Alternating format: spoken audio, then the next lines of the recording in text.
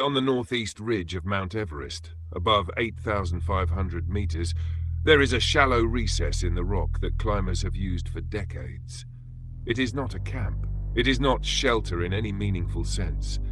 It is simply a place where the wind breaks slightly, where exhausted climbers pause long enough to adjust oxygen, steady their breathing, or wait for daylight. Climbers call it Green Boots Cave, named after an unidentified climber whose body lay there for years, his bright green boots becoming a grim navigational marker. In the death zone, landmarks are rarely geographic. They are human. In May of 2006, another climber joined Green Boots beneath that overhang. His name was David Sharp, and unlike the body already there, David Sharp was still alive. David Sharp was not a novice, and he was not careless. He was a mechanical engineer by training, educated at the University of Nottingham, and employed for years in the defense engineering sector before deciding to change careers and become a teacher. Mountaineering was not his escape from failure. It was his chosen discipline. Sharp had already summited Cho Oyu, the sixth highest mountain in the world, without supplemental oxygen, an achievement that placed him firmly among serious high-altitude climbers. Those who climbed with him described a man who acclimatized unusually well, moved efficiently on technical terrain, and maintained calm under pressure. He was also physically lean, with little body fat, an advantage for climbing, but a liability in extreme cold. Sharp believed deeply in a minimalist, self-reliant style of climbing. No guides unless absolutely necessary, and whenever possible, no supplemental oxygen. Everest was not his first gamble. It was his third attempt. By 2006, David Sharp had already turned back from Everest twice. He understood the mountain, he understood his limits, and he understood the risks. When offered a place on a fully supported expedition, Sharp declined. Instead, he joined a loosely affiliated group through Asian trekking, purchasing a stripped-down basic services package. This meant a permit, logistics to advanced base camp, food and transport. It did not include a personal Sherpa. It did not include high-altitude rescue support. And it did not include structured oversight above the upper camps. Sharp chose to climb independently. He carried only minimal oxygen, reserved for emergencies. He did not carry a radio, and he did not inform anyone precisely when he intended to attempt the summit. On the night of May 13th, David Sharp left one of the high camps alone. His plan was straightforward, at least on paper. Ascend the northeast ridge, navigate the 3 steps, reach the summit, return before nightfall. What happened instead is partially unknown. There is no camera footage confirming his summit. His camera was never recovered. What is known is that Sharp descended too late. By the time he reached the area near Green Boots Cave, darkness had fallen. Temperatures had plummeted, and his oxygen supply was gone. Exhausted, frostbitten, and likely suffering from severe altitude illness, Sharp crawled beneath the rocky overhang. He was unable to descend further, and by doing so, he placed himself directly in the path of dozens of climbers. Throughout the night of May 14th and into the early morning hours of May 15th, climbers passed David Sharp. Some encountered him in darkness, others in first light. Some believed he was dead, others knew he was alive. Several climbers reported that Sharp was sitting upright, leaning against the rock, his head slumped forward. At least one group heard him speak. Others saw his breath. Some tried to rouse him by shouting.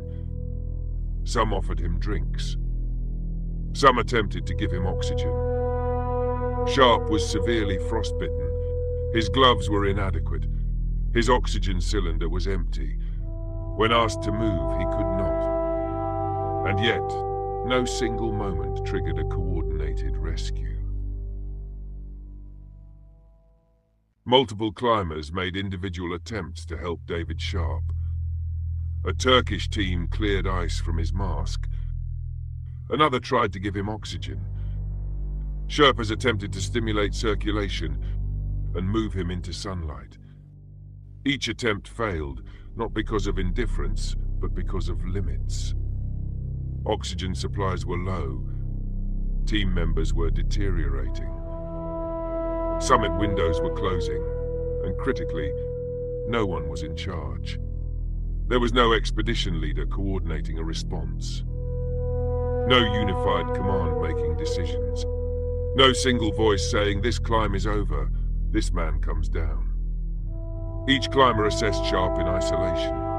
Each team deferred responsibility, and every delay made rescue less likely. At 8,500 meters, rescue is brutally difficult. But it is not categorically impossible. What failed on Everest that morning was not compassion, it was structure. Commercial expeditions were operating side by side with independent climbers. Responsibilities were fragmented across companies, teams, and individuals. No one had formal authority over David Sharp. In that vacuum, momentum replaced judgment. Climbers continued upward because stopping required consensus. Consensus never formed. Responsibility dissolved into the thin air. When news of Sharp's death reached the outside world, outrage followed. How could a man be left alive on Everest while dozens passed him? Media attention focused on specific climbers, particularly Mark Inglis, whose expedition encountered Sharp. Inglis defended the decision to move on, citing the impossibility of rescue and the danger to his own team. Others accused expeditions of prioritizing summits over human life. The debate hardened into camps. Heroes versus villains. Ethics versus ambition. But that framing missed the real failure. To understand why David Sharp ended up alone, without oxygen, without a radio, and without support, you have to understand a mindset that exists in high-altitude mountaineering, especially among climbers who reject what Everest has become. For some, climbing Everest with guides, fixed ropes, radios, and bottled oxygen feels less like mountaineering and more like managed tourism. The mountain becomes something you are escorted up, not something you earn. Sharp belonged to a generation of climbers who valued self-sufficiency above all else. The climb mattered only if it was done on one's own terms. No Sherpa, no constant radio contact, no oxygen masking weakness. To climbers like Sharp, supplemental oxygen was not a safety system. It was a distortion. It altered physiology, it hid limits, and it created dependency. Climbing without it was seen as purer, more honest, a direct negotiation between body and altitude. But purity comes with a cost. Without oxygen, cognitive function degrades faster, judgment falters, decision-making slows, and without a radio, isolation becomes absolute. Sharp likely believed that radios encouraged reliance, that someone else would solve problems he should be able to solve himself. He had turned back before when things went wrong. He trusted his instincts. What he underestimated was how quickly conditions could strip those instincts away. At extreme altitude, self-reliance can quietly turn into invisibility. David Sharp did not ignore safety because he was careless. He ignored it because he believed self-rescue was the only rescue that counted. That belief works until it doesn't. At 8,500 meters, small failures cascade. Cold becomes paralysis, fatigue becomes immobility, sleep becomes unconsciousness. By refusing oxygen, Sharp limited his margin for error. By refusing a radio, he removed his last line of communication. By climbing alone, he ensured that no one was obligated to notice when he disappeared. Safety on Everest is not just equipment, it is visibility. A radio is not a weakness, it is a signal that something has gone wrong. A Sherpa is not dependence, it is redundancy. Oxygen is not cheating, it is time. Time to think, time to move, time to survive. Sharp's approach assumed that if things became dangerous, he would recognize it in time to turn back. But altitude sickness does not announce itself clearly. Hypoxia convinces you that everything is fine until it isn't. By the time Sharp reached Green Boots Cave, the choice to be alone had already made the outcome likely. No one knew where he was. No one knew when he left. No one knew he needed help until it was too late to organize it. In the end, David Sharp's death wasn't just the result of collective inaction. It was the collision between an old ethic of mountaineering and a mountain that never operates under anyone's individual rules. Thanks for watching.